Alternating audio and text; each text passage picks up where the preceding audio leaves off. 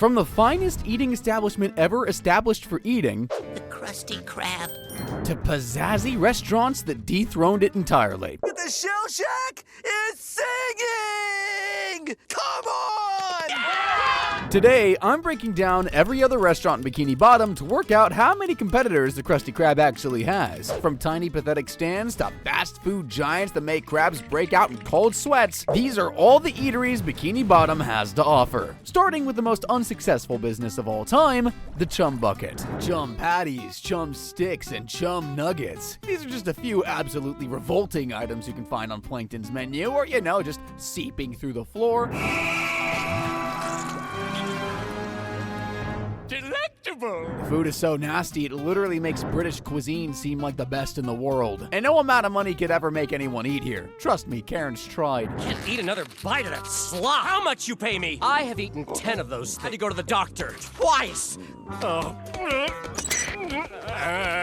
I'll be getting my stomach pumped again.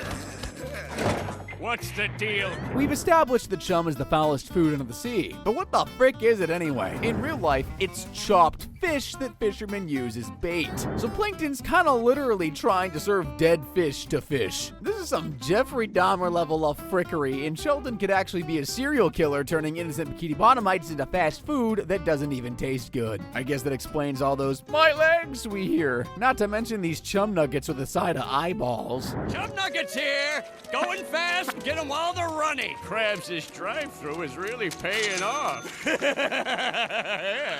Not again. It might be that, or his food is just terrible for other reasons, but that's not what we're here to talk about. Overall, the Chum Bucket having no customers makes more sense than Tubby Patrick eating a Krabby Patty at 3 a.m. I feel kind of bad ranking this sweet place just one notch above the Chum Bucket, but that's just kind of how it is. I mean, who's actually going to Grandma's tea house apart from Grandma's? Yes, even the fake ones. Isn't this tea delicious, Grandma? Why? How can you drink this dreck? More, please. I can't imagine customers even pouring into Grandma's tea house like anchovies, especially not with another competitor in town. See, I was blind out doing mine. Apart from Sandy, Squidward, and old ladies, I just don't really see Bikini Bottom being much of a tea-drinking city. Juice, though? That totally rules, especially on a beautiful sunny day at Goo Lagoon. Of course, being strong enough to actually pick up the glass does help a lot. Yeah.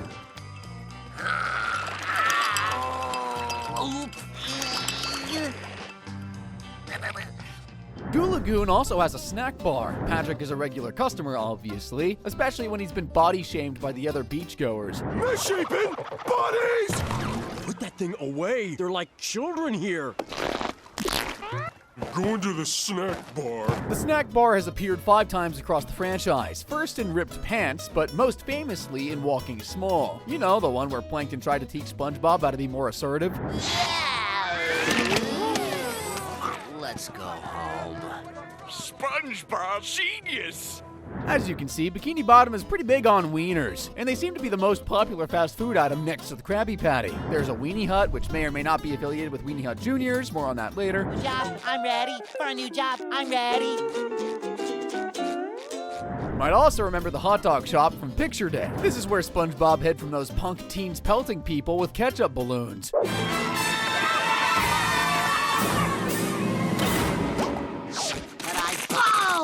Fiddlesticks. There's even a hot dog stand at the mall that sells wieners on a string. Can't help but feel like nobody asked for that. Hey, girl, let's hang out. I have to work at Hot Dog on a String today, so I'm in charge of stringing the dog. Can we talk about how hot dog on a string just flat out stole Plankton's Chum bucket hat? Also, why is there food just laying out on the counter? Gross, man. If you ate here, you definitely get food poisoning. Then again, the average Bikini Bottomite's immune system must be about as strong as a Larry the Lobster. Like, it's been 16 seasons, and I still don't think I've ever seen SpongeBob wash his hands before cooking. What can you expect from the fry cook who does this, though? Les Mostel? Wait, quit fooling around. Where's my Krabby Patty? And voila! It's under your nose! If you've got OCD, look away now because this sign is driving me nuts. The barnacle head who slapped those letters together on there so unevenly has officially ruined the rest of 2025 for me. Also, what flavor is that ice cream supposed to be anyway? Looks like vanilla mixed with snail pee, if you ask me. Ice cream last appeared in Sun Bleached, but originates from this iconic scene from Hall Monitor. I guess their desserts come with a little side of maniac, shall we say. Have you seen this guy, understand? Huh? Horrible!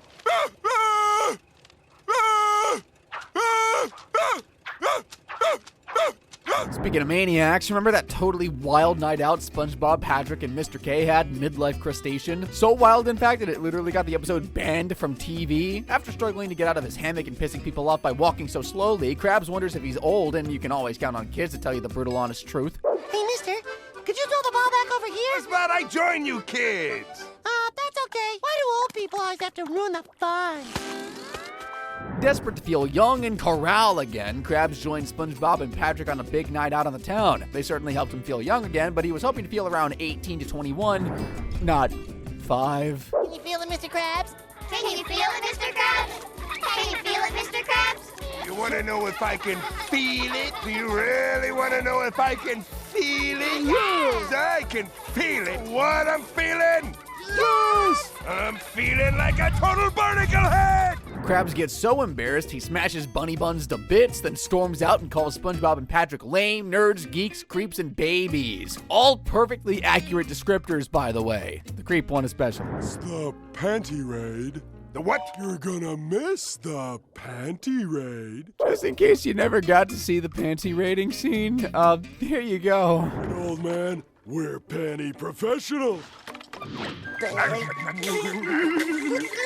Silly things! Oh, yeah, Mr. Krabs! Krabs may feel young again, but at what cost, man? SpongeBob and Patrick really couldn't have picked a worse house to panty raid.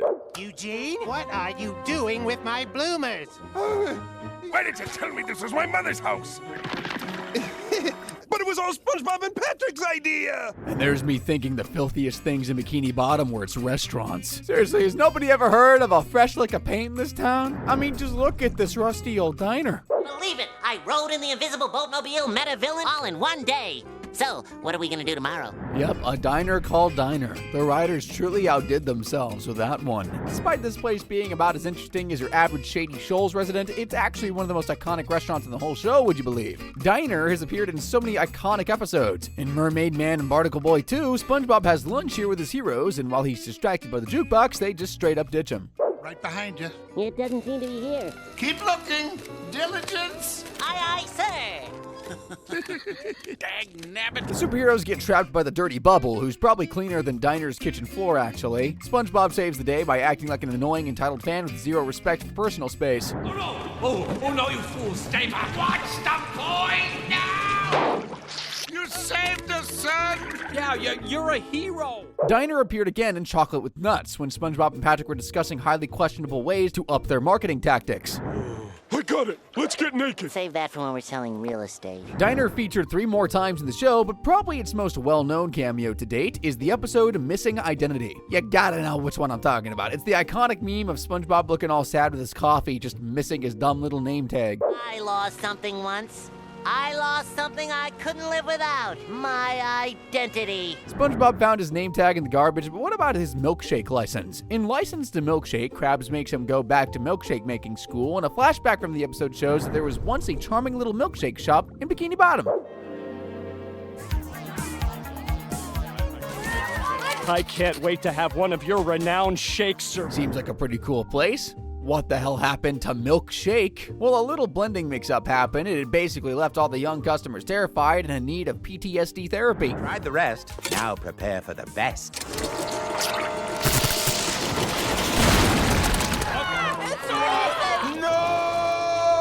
Milkshake got completely run out of business after that, which is a bit overdramatic. Those kids could have just got a napkin. Why were they acting like acid had just been thrown all over their faces or something? If anything, they were given free food. I couldn't say where those wimp kids are today, but I sure as hell know they don't visit the Salty Spittoon. It's the roughest, toughest tavern in all Bikini Bottom, and probably the entire Pacific, actually. Having about the same level of self-awareness as Patrick's Rock, none. SpongeBob Weenie Pants truly believed he was tough enough to make it into this place. The roughest, toughest sailor club.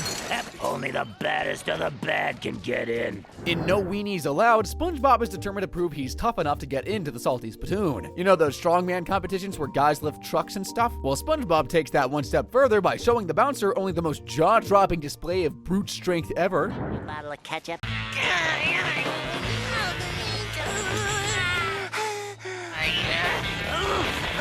Just run this under some hot water. The bouncer Reg doesn't care that SpongeBob stubbed his toe last week and only cried for 20 minutes. The weenie gets told to visit restaurants that match his strength level. More on those later. But if you know SpongeBob, he never gives up without a fight, and this time he's literally prepared to throw hands. Sorry for the next guy who looks at me funny. He's not bothering anybody. That guy. Who, me? Smiling and whatnot. The plan is for Patrick to let SpongeBob win the fight and prove he's tough enough for the Salty Spittoon. Following his notes, Pat declares he's a world champion kickboxer, but the plan flies out the window when SpongeBob roasts him way too savagely. You're going down, Tubby. We're supposed to let me win, remember? Oh, yeah. Patrick defies every law of physics known to man as he kicks his own butt into next week. Believing SpongeBob is so tough he destroyed Patrick without even touching him, Reg finally lets him come inside the Salty Spittoon. Yeah, there's a reason weenies are banned from places like these. Sandy, I slipped on an ice covered in boo-boos. Think you guys want that hospital? Weenie Hut General. SpongeBob would return to the Salty Spittoon and Salty Sponge, but this time as an employee. Here's the grip, Spatula. Now make with the grub. What happened to your last fry cook? Boy, at a month walk. Your photo is gonna be next. Hawaii! I wonder if he got an employee discount on all their food. Not that he'd want to eat anything from here anyway. Ask for a brick covered with nails. That was just diner lingo. Sales, extra motor oil, Salty Spittoon style. Now that's a tough sandwich. The inedible food aside, did you see the state of that kitchen? If you're worried about getting food poisoning, you're actually probably safer eating the nasty patty. It would be criminal to not follow up the Salty Spittoon with their super sweet rival, Weenie Hut Juniors. You know, I didn't think it was possible for a restaurant to look so adorable it makes the cuddly crab seem like the killer crab by comparison, but here we are. Weenie Hut Juniors? Are you saying I belong at Weenie Hut Juniors? SpongeBob wasn't even tough enough to get into Weenie Hut Juniors, so he was sent to a hut specifically made for the weeniest weenies in town. Super Weenie Hut Juniors? Unless you think you're tough enough to fight me. But he was so focused on getting into the Salty Spittoon, but I mean, the weenie restaurants are so much better in my opinion. Not only are they cuter than Gary, they've got a Monster Weenie Monday, and are basically living in 2050 with their robot waiters. Would you care for another Diet Cola with weenie? What? But I'm not a weenie. But my sensors indicate that you are indeed a weenie. Oh, and did I mention there's also a Weenie Hut Seniors, and it's got a frackin' theme park on site? Wow! Get me to this place yesterday. Actually, on second thought, I might pass. By turning you into a robot. Well, that sounds just... Are helping you, Squidward. One of us. And we thought the fiery fist o' pain was the scariest thing to come out of Bikini Bottom's amusement parks. Weenie Hut Seniors looks like a blast, but the risk of getting turned into a robot just isn't worth it for me. I think I'll stick with Goofy Goober's ice cream party boat from now on. Sure, it isn't equipped with a roller coaster or the biggest wiener you've ever seen, but its triple gooberberry sunrises are to die for.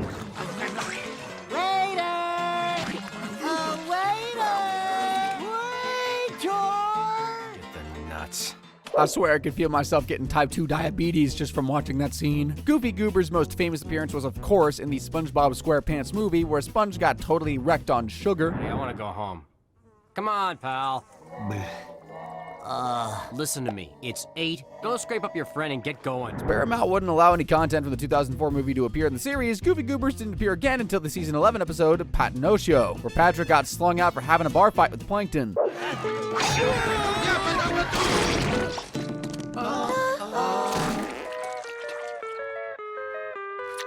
Entschuldigung.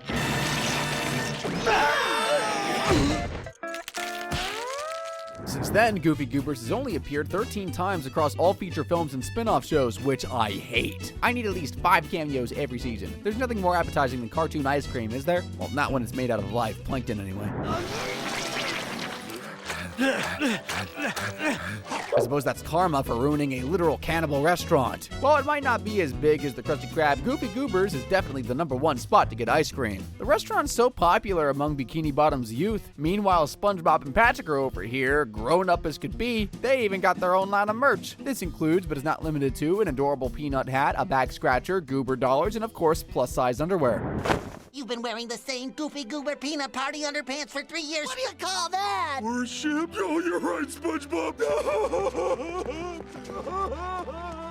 If Patrick wore the same pants for 3 years straight? Relatable. 3 years is a long time, though. And that's exactly how long the Krusty Krab pizza delivery took. Or at least it felt that way.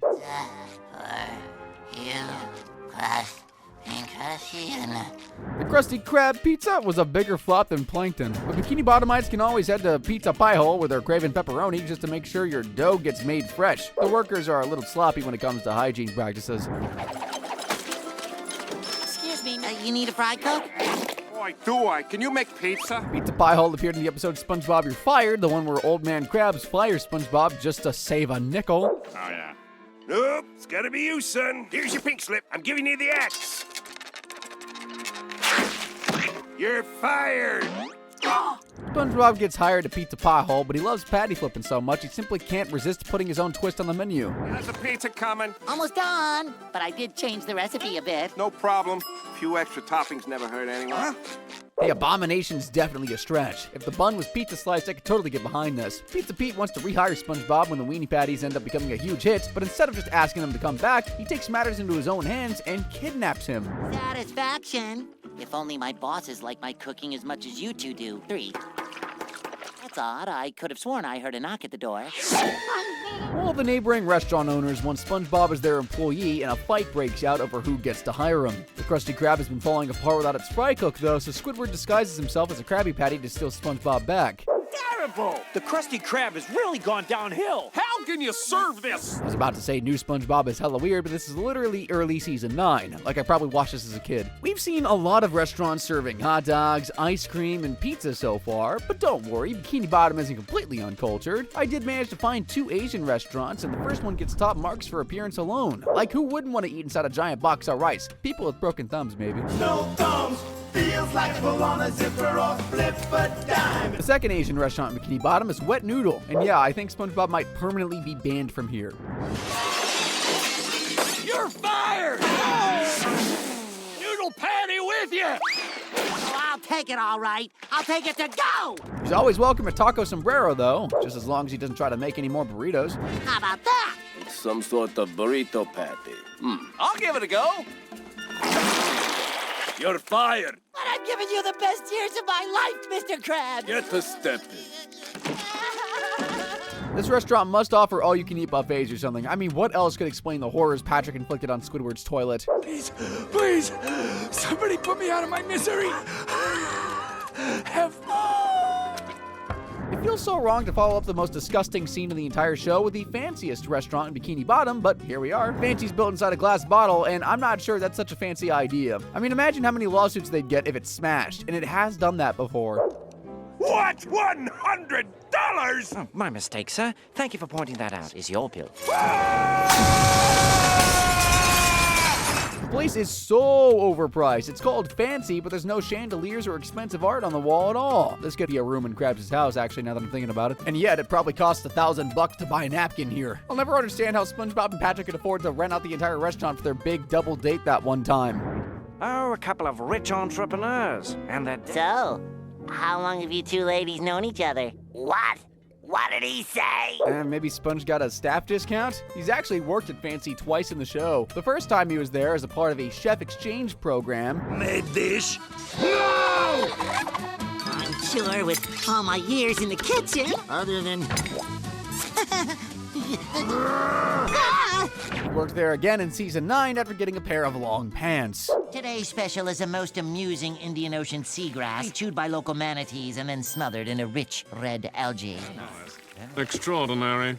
Very impressive breeches you're wearing. Fancy would appear 5 more times in the show and spin-off series, and would you believe it, 3 of those appearances starred Mr. Krabs. The cheap fricker will literally get his own daughter sailor boots for her birthday, but he'll spend a fortune taking Mrs. Puff to the most expensive restaurant in Bikini Bottom, and she ain't even grateful.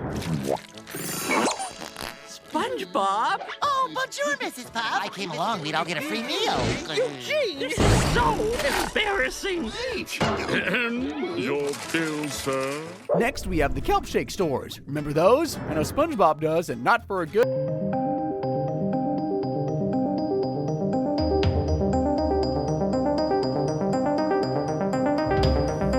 Before Kelp Shake got shut down by the health authorities, they were even bigger than the Krusty Krab. I have no idea why. I mean, everything about this restaurant's giving dish soap, and somehow it tastes even worse than it looks. What the?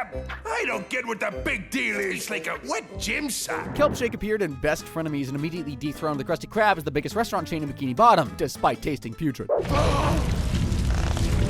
They're multiplying.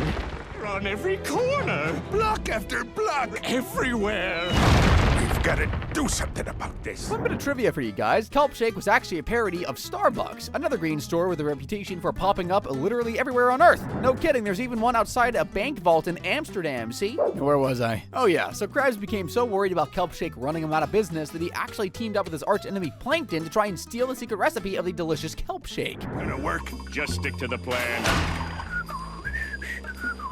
Let's see. Plankton, I think I found the kitchen. Let's do this thing. Teaming up with the guy infamous for not being able to steal formulas wasn't the brightest of ideas.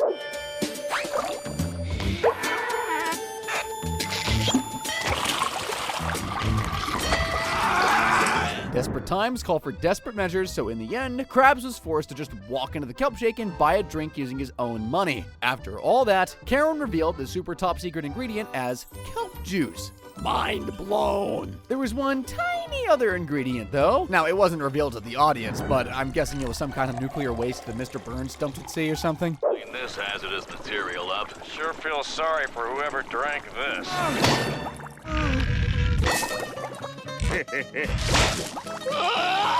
Look at us. Now what are we gonna do? Not the kind of formula you want to steal, eh? Kelp Shake went out of business, but it was far from the last restaurant to kick the Krusty Krab to the curb. Here's the less radioactive fast food chain, Sea Chicken Shack. Rise and shine. We're the best restaurant.